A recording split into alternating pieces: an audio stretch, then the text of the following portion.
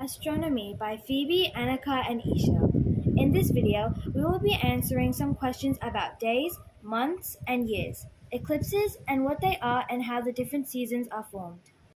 There are 365.25 days in 1 year or one full rotation of the Earth rotating around the Sun, but there are 366 days in one leap year, and the extra day normally is on the 28th of February.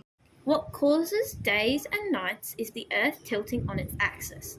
The axis is an imaginary line going through the center of the Earth on a 23.5-degree angle. So the side facing towards the Sun will then be daytime, but the side that is tilted away from the Sun will go to night. A lunar cycle is when the moon goes through all 8 stages. The different stages of the moon are new moon, waxing crescent, first quarter, waxing gibbous, full moon, waning gibbous, third quarter, and waning crescent. In 1 year, there are approximately 12 lunar cycles, and they go for 29.5 days. An eclipse is when either the moon goes in front of the Earth, which is a solar eclipse, or the Earth goes in front of the moon, which is a lunar eclipse. These happen very rarely, so you don't want to miss one. During an eclipse, the moon is either a new moon during a solar eclipse or a full moon during a lunar eclipse. In a solar eclipse, the moon is closer to the sun, blocking out most light on Earth, and when you look at the moon at night, you can see it as a fiery red ring around it.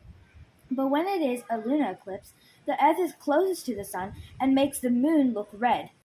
And now for some interesting facts about eclipses. The longest eclipse was 7 minutes and 30 seconds. Some wild animals can get confused during an eclipse, so they just sleep, and you cannot see an eclipse from the North or South Pole. What causes seasons? Well, the Earth is tilted on its axis, which is an imaginary line going through the center of the Earth, and when it is tilted, different parts of the Earth get sunlight. For example, if it is winter in Australia, then it would be summer in England, because England is tilted away from the sun. During winter, the axis is facing away from the sun and is colder in the southern hemisphere.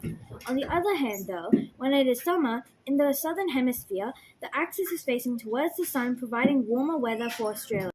Did you know that humans are scientifically proven to be happier in summer and sadder in winter? Spring and autumn are the shortest seasons, and the word season is actually French. Thank you for watching our video on astronomy, and we hope we answered all your questions.